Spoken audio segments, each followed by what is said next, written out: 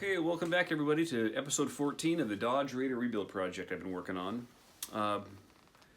Pretty exciting episode. As you can see right here, we got the engine put in this week, but I'm getting ahead of myself. Let me start with the top and tell you what we've been up to. Pretty busy week out here. I installed the transmission. I think the last episode I ended with prepping to install the transmission. Well, got it installed, found all the bolts and mounts that I needed to find. I reconditioned the transfer case mount, painted it up and put some new rubber on it, put that in. Got the transmission installed, then began working on the engine. All right, we're just moving this transmission around to jack it up. I had to put the tail shaft up above this cross member back here, and then I fished the shift handle up through the hole. Now we can go up with it and see what happens.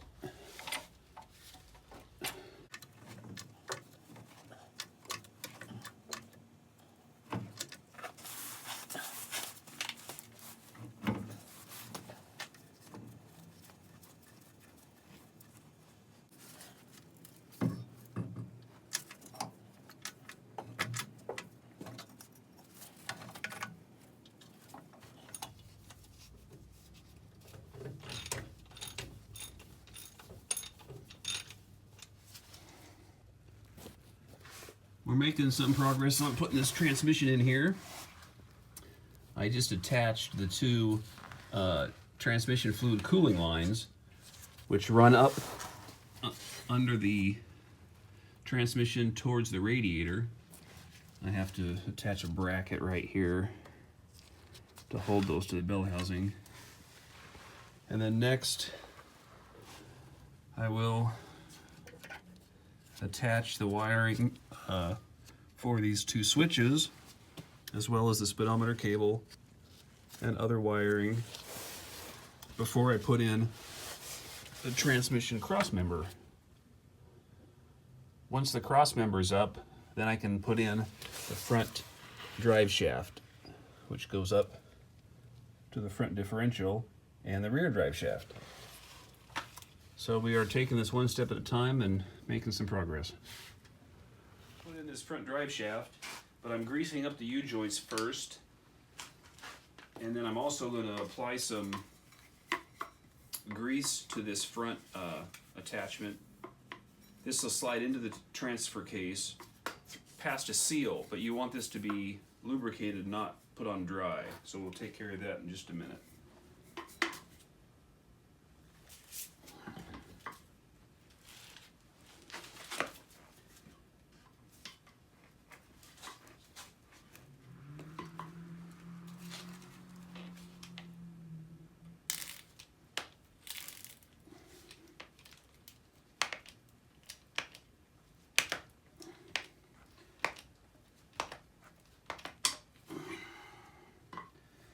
So as you can see here, I just pump grease in until it pushes out all the edges, and you can see the black, the old grease comes out first, and eventually the new grease when it's all been replaced.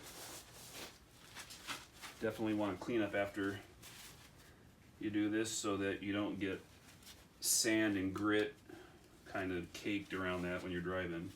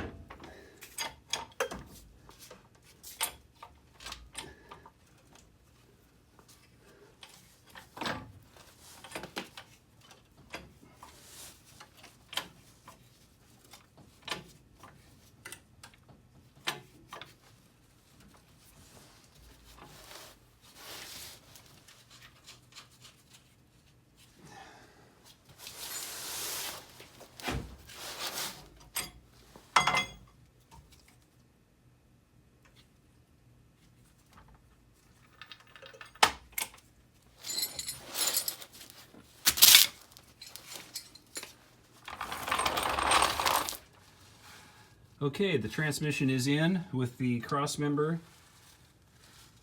and the front drive shaft. So all I have to do now is just to tighten up all the bolts and then prepare to put in the rear drive shaft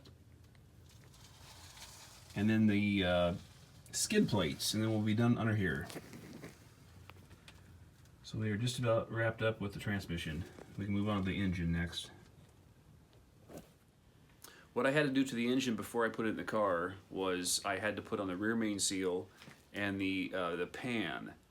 Those two items were waiting because I couldn't install them while it was on the engine stand. The stand bracket was in the way. So I hung the engine off of the lift here and installed the rear main seal, installed the pan, did a few odds and ends to it, and then we installed it in the car. And it went in pretty smooth. You can see here that it just took a while to line it up with the the transmission and the torque converter. I will say about the torque converter, I ordered a bottom tap. It showed up, so I was able to tap out all 6 bolt holes for the torque converter. Pretty straightforward, worked out real well. When I installed the engine into the car, I started bolting up the torque converter to the fly plate, the flex plate flywheel, and the last bolt, of course, just didn't want to go in. It felt like it was stripping, or it felt like it was just cockeyed a little bit. So I took another tap that I had, the same M10 by 1.50, and I cut it in half, so it made it much shorter, and then I was able to use that to re-tap the hole, or to at least clean up that first thread, and worked out fine. Alright, I ordered a bottom tap like I mentioned before, and it showed up. So this bottom tap starts the threads pretty much at the bottom of this tap, so you can tap down a hole all the way to the bottom until you touch whatever's at the bottom of that hole. And I also ordered bolts to match. These are 10 millimeter by 1.50. So the idea being, these are stripped out for the most part, and I want to go up a size. However, you don't have to go up a size. You don't have to stay metric and go up to the next metric size. You can go standard, metric, back and forth, because sometimes those sizes are closer together. In other words, you can go 3/8 to 10 to 7/16 or something to that effect. You don't have to go 9 millimeter, 10 millimeter, 11 millimeter, because you have maybe more of a gap between those two sizes than if you stagger them and go back and forth between standard and metric. So I believe these were 3/8, if I remember right, and I'm going to go up to a 10 millimeter, or an M10 I should say, and we'll see what happens here.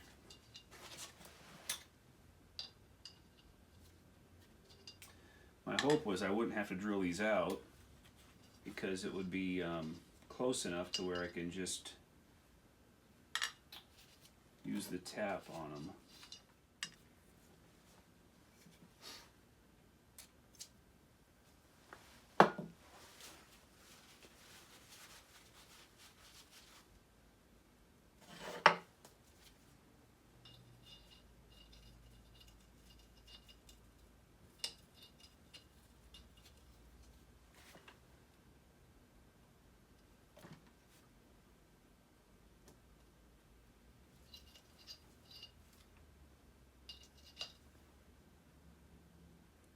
So that's what we end up with, the tap. I'm not sure you're going to be able to see this very well, but the tap has gone through that metal ring down to where it touched the actual torque converter, and I now have threads all the way through it.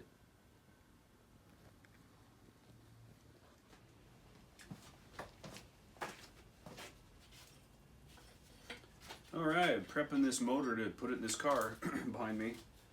Just attaching a few odds and ends. I'm going to put it up on the engine hoist here in a minute so I can put the pan on the bottom and the flywheel, the flex plate on the back. So just a little bit of prep work on this thing, and then we will put it in that car right back there. So this is the hot water tube coming out of the pump up front, and it goes to the heater core, into the cabin, and to the intake manifold. And this one's getting towards the end of its life. It's kind of rusted out and still usable though, so I'm going to go ahead and reuse it, but the ends are starting to get thin, so that's something to keep an eye on. I'm going to go ahead and clean up the ends, knock some of the rust off, and paint it so that it looks nice on the motor. Sand it up and clean it up a little bit here.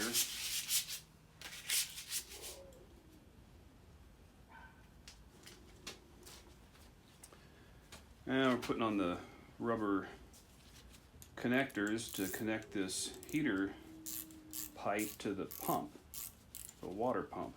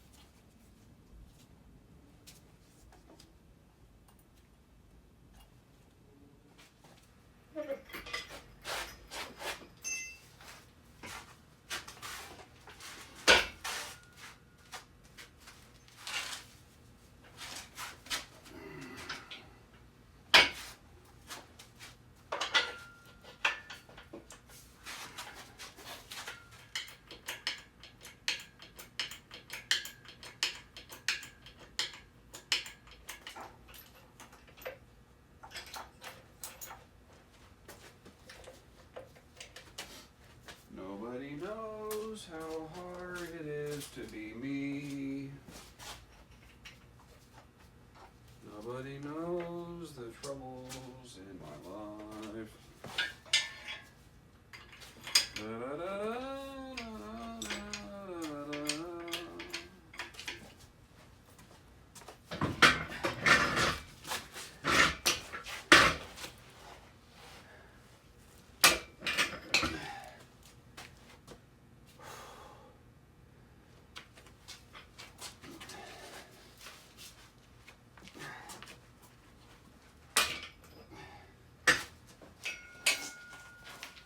Alright, we got to put on this rear main seal right here, and I got to put some sealant for this gasket, and then also I have to place the oil slinger in there, which I had to order because I lost the original in this garage somewhere. And I'm going to go ahead and lube up that seal right now so I don't forget.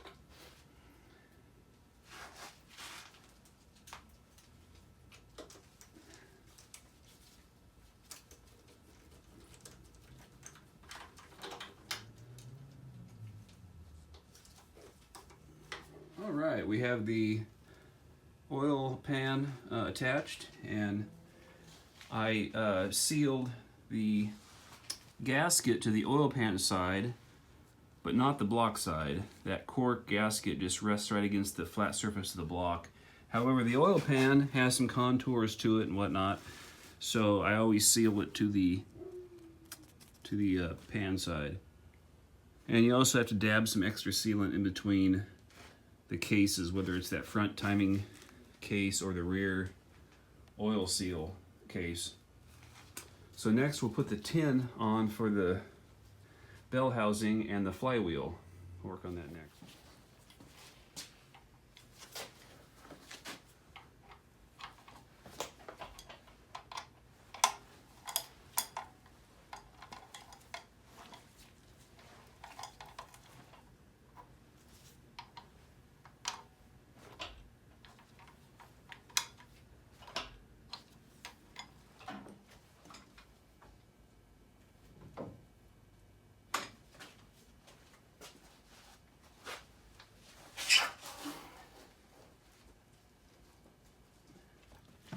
Alright, I'm just polishing the pump shaft on this torque converter. It had a little bit of a ridge left there from the last seal that was on there. It was probably a seal before that. The last seal wasn't bad. Probably the seal before that wore out and wore just a slight groove in there. So all you do is just oil it up, sand it down with some rough paper, and then polish it off with some fine sandpaper. It doesn't take a lot. You're just trying to get rid of any imperfections that would affect the new seal.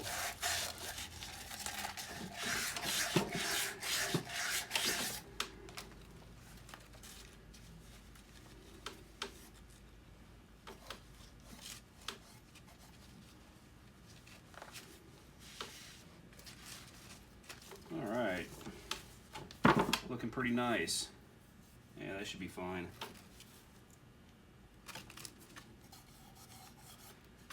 Alright, next we're going to put a little bit of transmission fluid in here. It's not a brand new torque converter, so it's not crucial to put it in there. It does already have some in there, but it's better on that first startup if this has a little bit of fluid in it, so it can start the pump a little faster.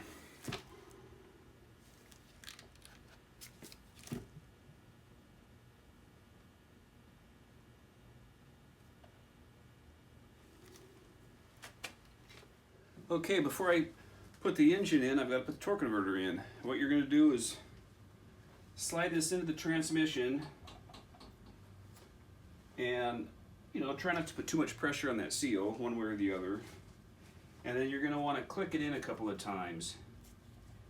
Usually it's 3 clicks. You have 2 splined shafts that you have to click onto, and then the last one is you have to line it up with the oil pump slots.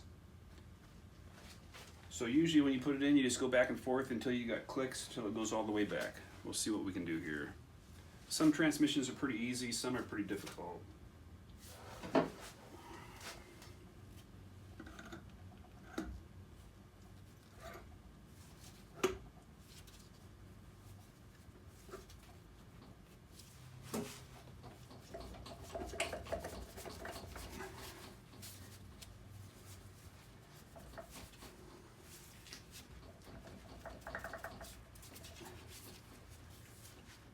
I think we got it.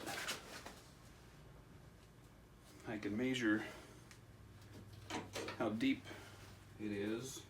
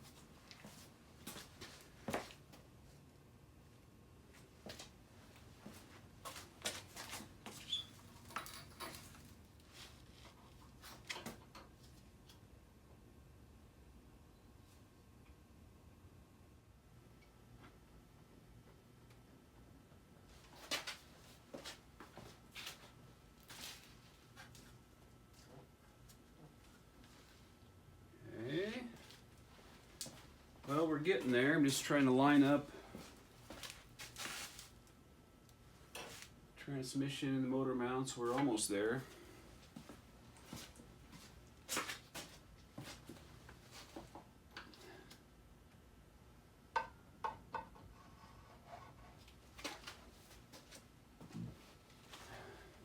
What you're doing is you're just lowering it a little bit at a time and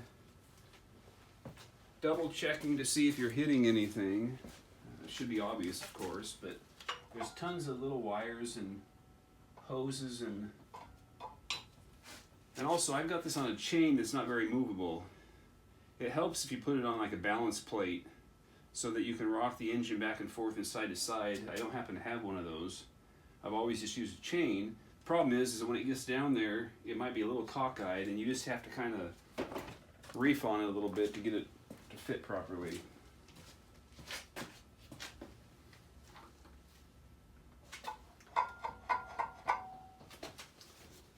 Okay, you can see here that I'm on that motor mount, which is actually a pretty good size. I can slide it back and forth. It's just a flat plate.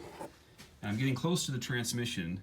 So I'm going to put this motor on the motor mounts, and then I'm going to raise and lower the transmission with that jack down there until I line it up, and then I'll just shove it together. The only thing that keeps this transmission and motor apart is just a couple of dowel pins. Let's see if I can get a shot here for you.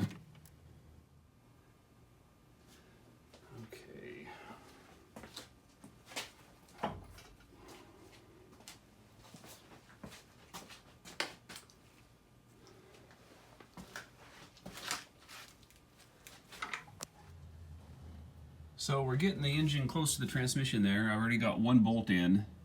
I'm going to throw a bolt on the other side and then suck this together, making sure that the torque converter is not binding and it's free to spin with my fingers. And then we will bolt it to the frame on the motor mounts.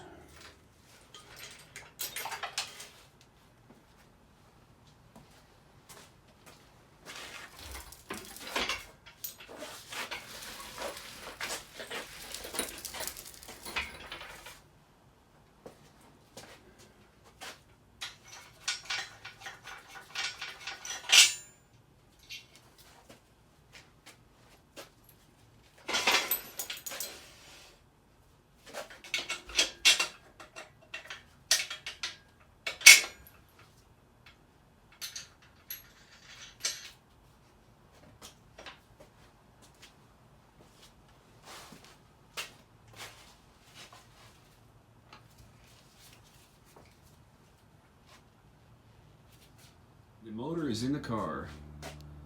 Got it all buttoned up as far as the motor mounts and the transmission bolts. There's only 4 transmission bolts. There's 2 at the top and 1 on either side that attaches the motor to the transmission. And there's only 4 motor mount bolts. 1 here, 1 on the other side, and same on the other side of the engine. So 4 bolts for the motor mounts and 4 for the transmission. And then of course the transmission has a cross member and it has a side mount, but we dealt with that when we put the transmission in. Next we've got a couple of bolts here for the tin on this side, and we have to put in the starter right down there. However, I think I will transition to working on the putting in this Remco driveline disconnect, which I cleaned up and painted, and I think I'll attach that right now.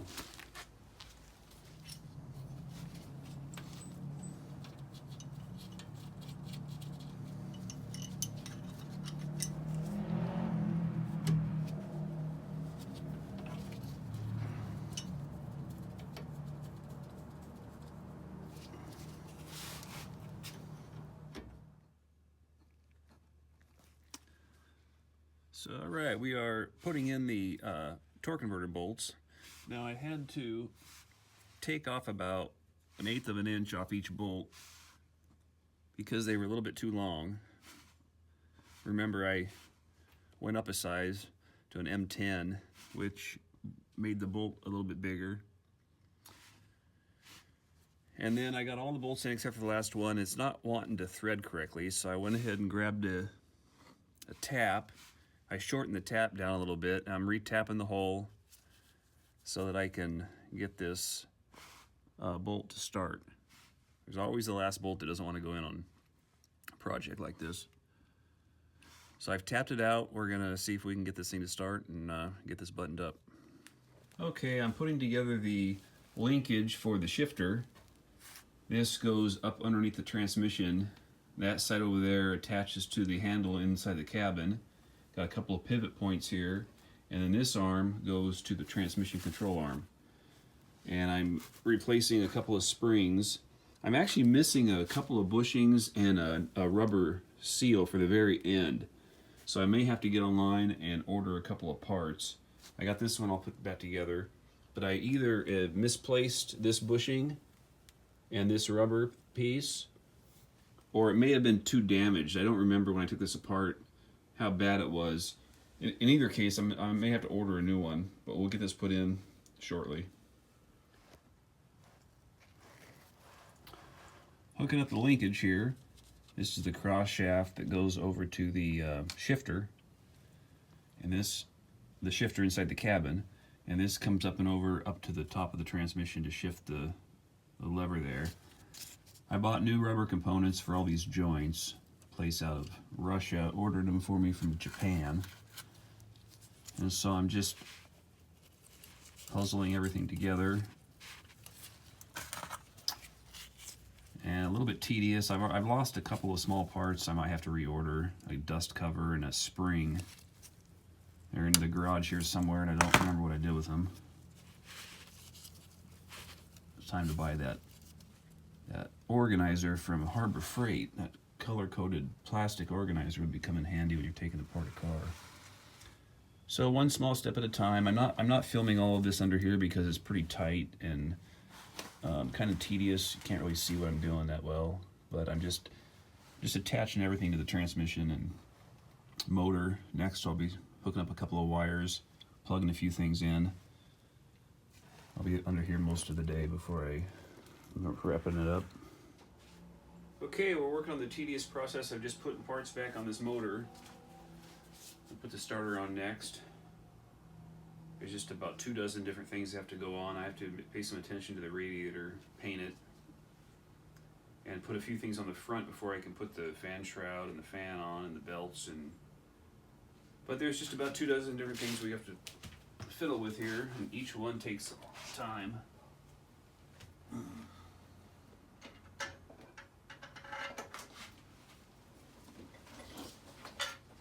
Got all the bolts in, tightened them down. So the engine and transmission are in. I also had the tires show up this week, or I should say the remaining 2 tires. The last one showed up without a box, so that's why it took so long, is that whoever was manhandling it onto the truck just shredded the box that came in, and it may have taken them a while to figure out which sticker went to which tire or something. I don't know. Anyway, it showed up about a week late.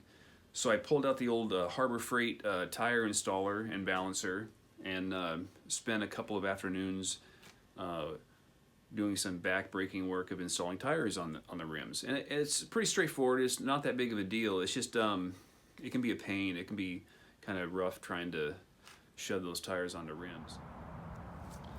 Well, that explains why it took so long to get my tires. They lost the box. The last tire showed up today, but it doesn't have a box, so we'll get this put on the car soon. Alright, we're going to go ahead and change the tire here. Trusty old Harbor Freight tire changer. And I'll show you what the process is.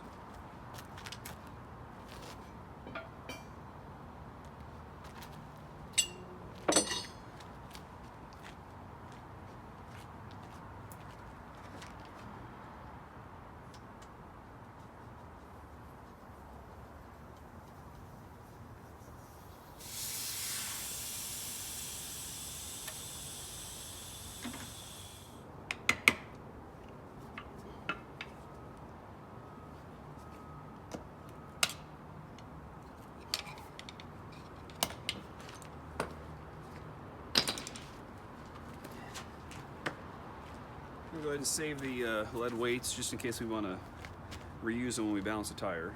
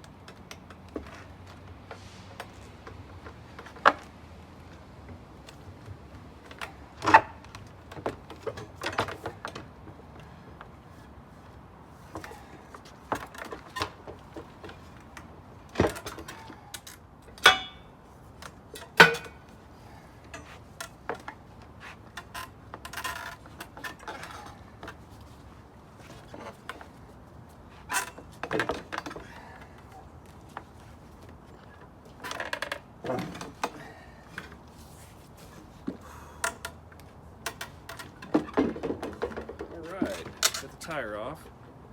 So what you do is wait till midnight and you roll this down the hill. You'll find it down on College Way in the morning.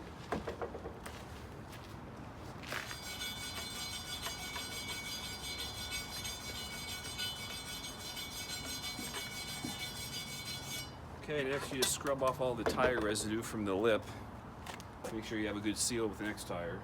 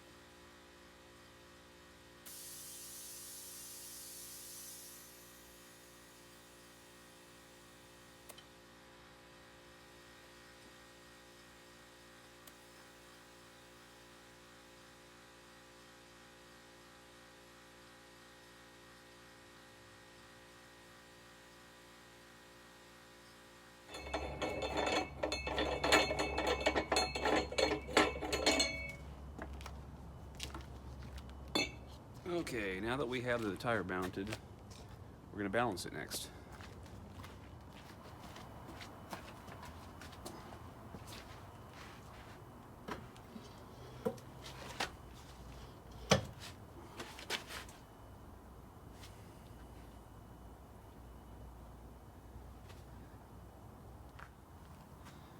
So what you're looking for here is there's a bubble on the top of this pivot. It balances, goes back and forth, you can see right there. And you center this bubble before you put the tire on it with these 3 screws. You just twist the screws until they become center. Once you put the tire on there, you can spin it around a little bit, let it settle again, but you'll find that it's off just a little bit. You see that? It's favoring right in this direction, right here. So it's favoring that side, which means we want to put weight on that, the side that it's pointing to. If you put weight there, you see how it moves to the center? So what I'll do is I'll put weights right there, and I'll reuse the old weights that I have and then put on some new ones if I need more, until that bubble is more or less centered.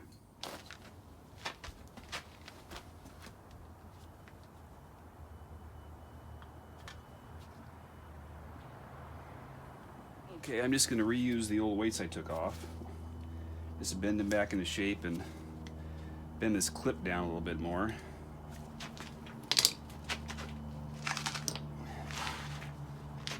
And then you just tack it to the top up here.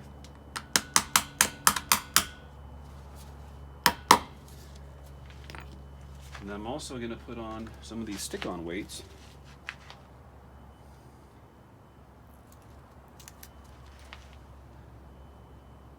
Just on the inside, maybe right there.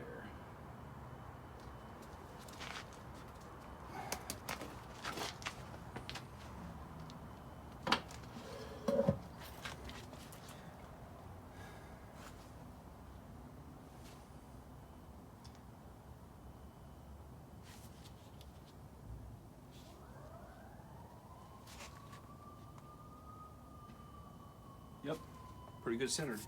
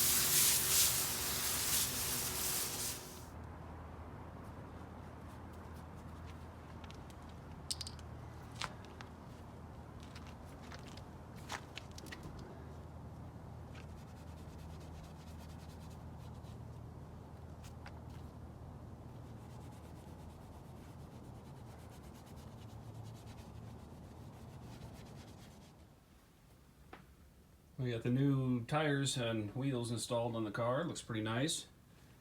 Nothing like a new set of tires to make the car look a little bit better. I also spent some time working on the gauges. I tested a bunch of light bulbs, replaced a few of them that were burned out on the gauge, the cluster pack that I'm putting back in here, the gauge cluster. And I also repaired the inclinometer. I have 2 of them, one that came in the car originally, and then one that came in that extra inclinometer pod that I ordered off of eBay. I ordered it because I wanted the oil pressure gauge. So I'm working on these inclinometers today. I bought a second one. I've got 2 of them here. And the reason I have 2 is that I bought another pod that came with the oil pressure gauge, and it just happened to have another one of these in it. So I accidentally dropped this one just on the counter the other day. Dropped it about 6 or 8 inches and it broke. These things tend to break, they're very brittle. You can see here the original, this one's not broken. And it's on a gimbal. You can see that it's on a gimbal. It's got little needle bearings right here, front and back. And this thing is supposed to be filled with oil, baby oil, which slows down and keeps this thing from just wobbling back and forth.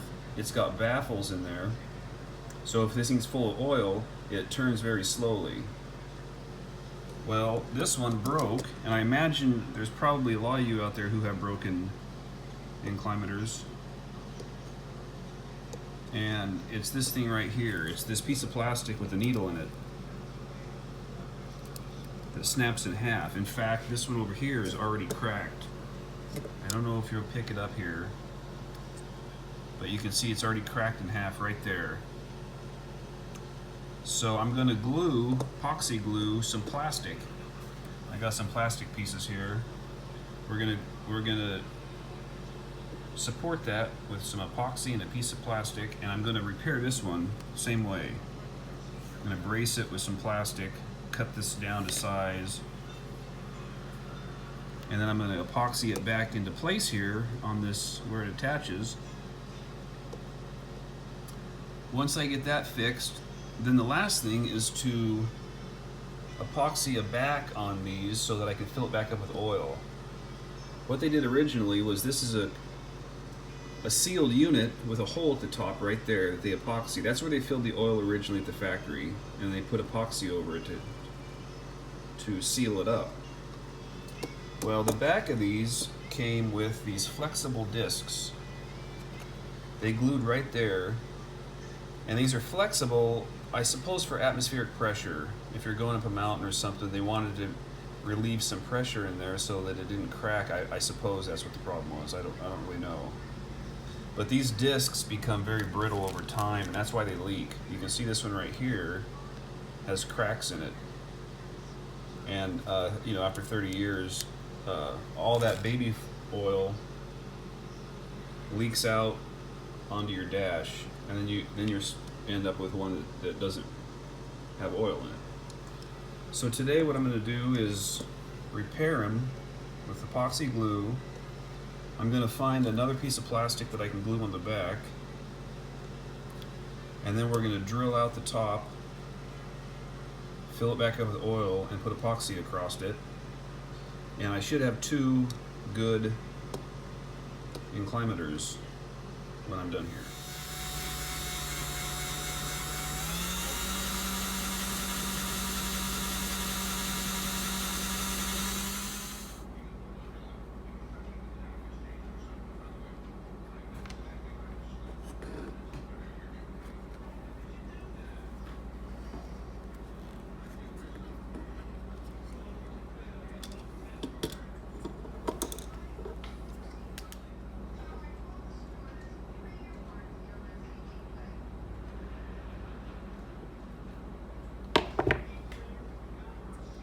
So you can see here that I've braced that with a piece of plastic and some epoxy.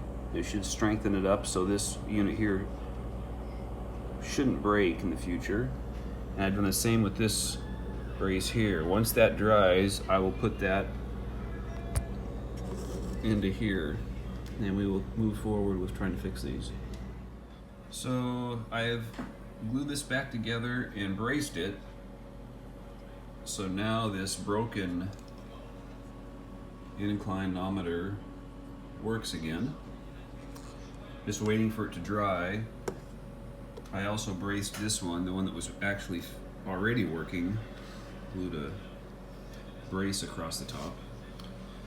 So after that dries, I'm going to glue these new plastic backs onto the operation here. And then we will fill it up with oil. Once it's full of oil, I'll re-epoxy this hole shut, and they should work fine. So we'll get right back to you. Glue around the back edge, fixing to glue down a new back panel And we'll let it sit for a couple hours to dry up and then put in the oil last.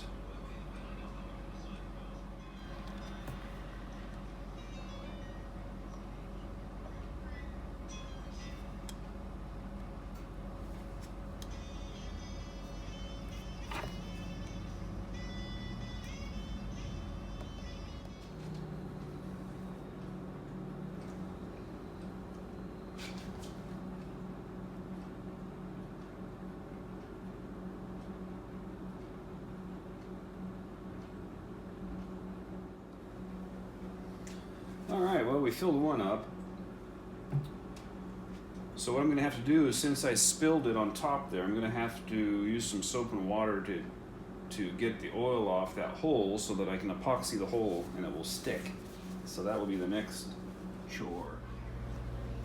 Alright, well there you have it. Both of these meters work fine. They're holding the oil and they're epoxied shut so they're not going to leak. You can see in the back here how I fixed that cross brace with a piece of black plastic. And when you turn this, like if you're driving, if you're hitting bumps and stuff, you can see how it turns real smooth now instead of bounces around. So this one will be going back into my car, and I'll be shipping this one out to Tim on YouTube. He asked for me to send him the extra one here because his is broken, so that'll be being shipped out of here pretty soon. Anyway, back at it.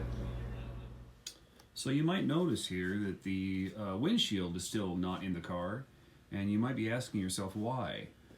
Well, you know, this car was pulled behind an RV all over the Southwest, and it looks like the previous owner got into a fight with a guy who owned a pellet gun factory because there are little divots, chips in the paint all over any surface facing front, facing forward. So it's all on the A-pillar and the cowl here. You can see paint chips like crazy. And then of course when you come up here to the front, you'll see the same paint chip pattern on the front of the rock shield down here, and even the front of the fender flares. This flare comes out about 1 inch or 2, and it's got chips on it. And the rest of the paint's fine. So what I'm going to do is go ahead and paint it. It's going to be easier to paint without the windshield in there. You can, of course, just sand right past the edge of the windshield weather stripping and paint it and all that. So I've got the paint here. I spray all my cars with PPG single stage paint. It's my favorite. I'm not a big fan of the base coat, clear coat, just because I like single stage for some reason. And I think I'm using the DCC series right now. So what I'll do is I'll sand it down. I'm probably just gonna do the front fenders, the front rock shield, and then around that front windshield. And we'll just tape it off. Won't take but an hour to 2 hours to sand down, do a little bit of body work on it, and then I'll spray it with some epoxy primer and get some color on there. And so that's going to be the hold up on the windshield. I'm going to go ahead and spend the next week or so probably working on that.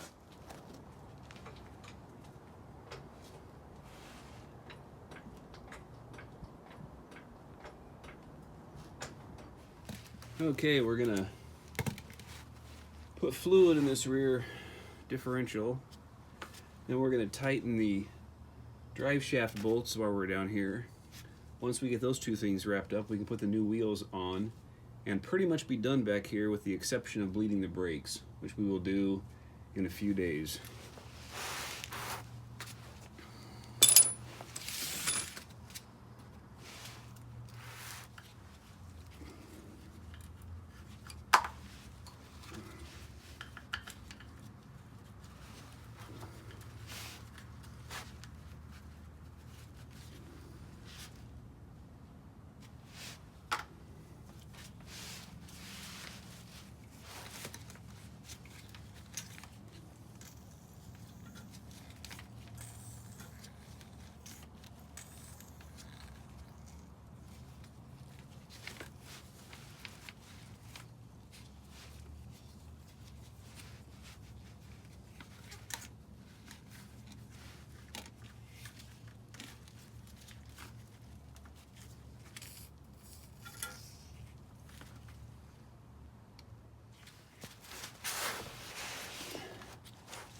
If you have a limited slip differential, don't forget to put your additive with the clutches in there.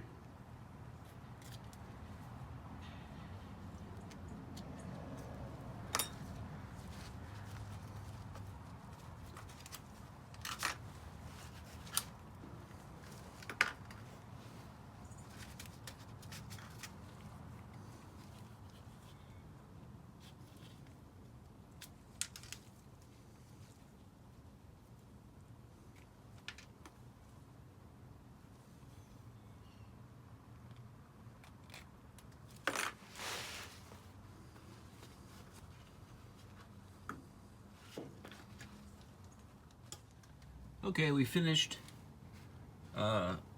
putting fluid in the rear differential. I think I'm going to have to clean up that differential and paint it because it looks kind of ugly. If you're following me down the freeway, I don't want people staring at that and laughing. So we're going to probably clean that up and paint it. You can see the black kind of shows through when I polished up around the nut there. Now that we're finished with mounting the tires, I think I'm going to turn my attention to this front differential and fill it with fluid. It doesn't take quite as much as the rear differential because there isn't as much tube for the fluid to flow into. So whereas the rear pumpkin took about 4 pints, 2 quarts, a little less than 2 quarts, this one takes about a third less than that. So this is about 3 pints, 2.8 pints, about 1.5 quarts. We'll work on that right now.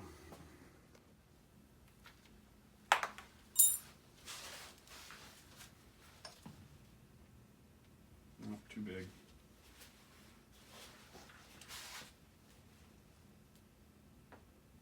And lastly, I spent some time working on the windshield wiper system in this car.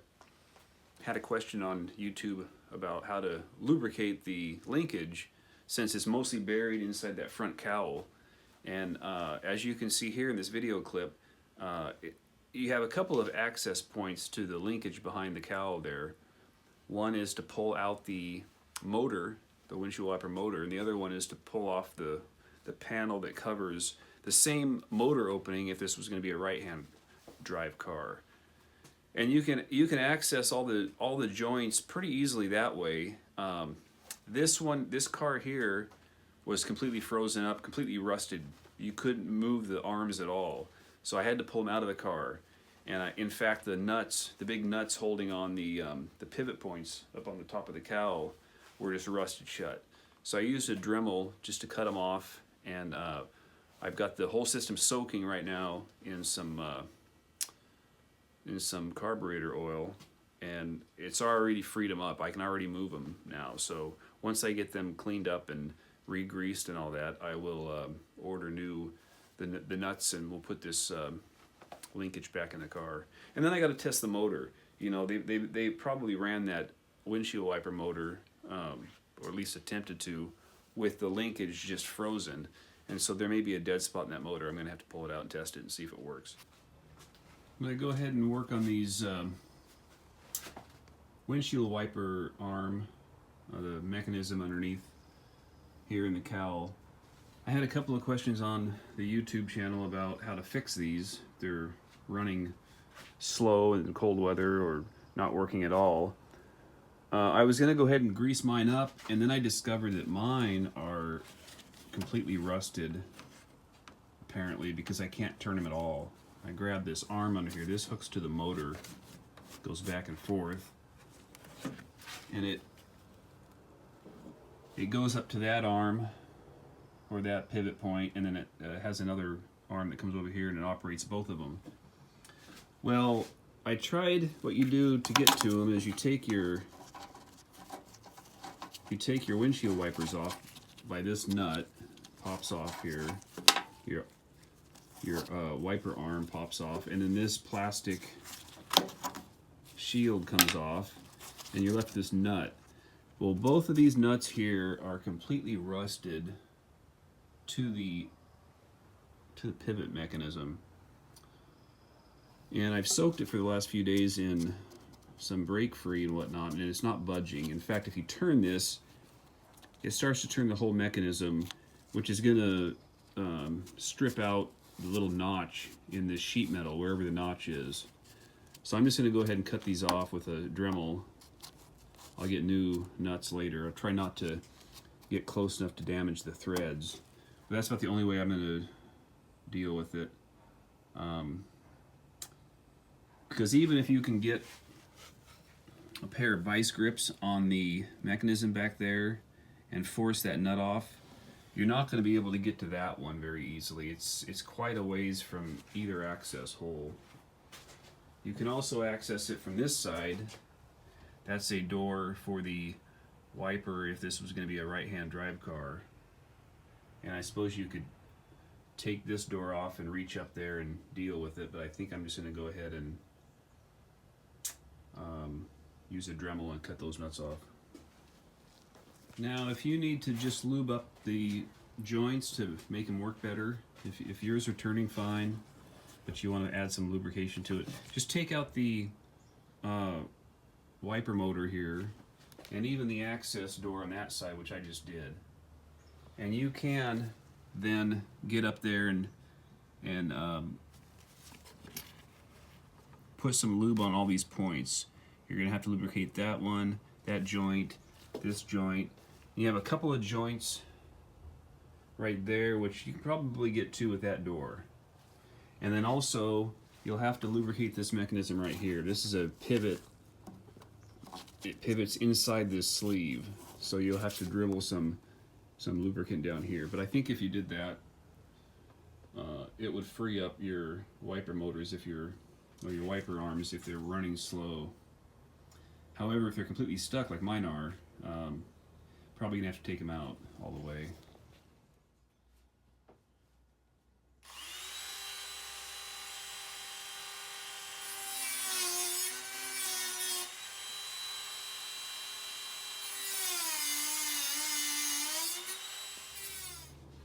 So I just cut through the side of this nut enough to get a cold chisel in there to whack on it a couple of times, and it came loose. So now I will take that all the way off, and now I'll work on the other side.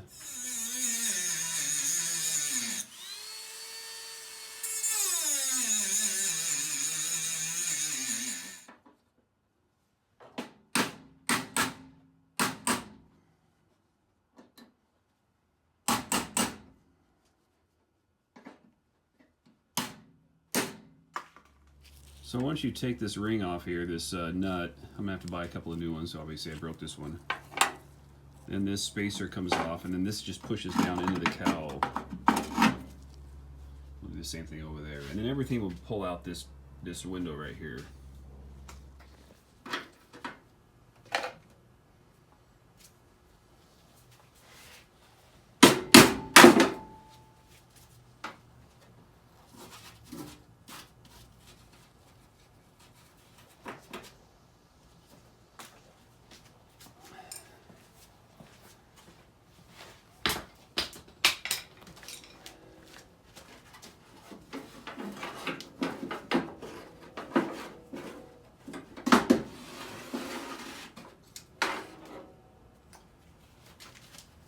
So there's our mechanism. These joints here have some grease on them. So when that,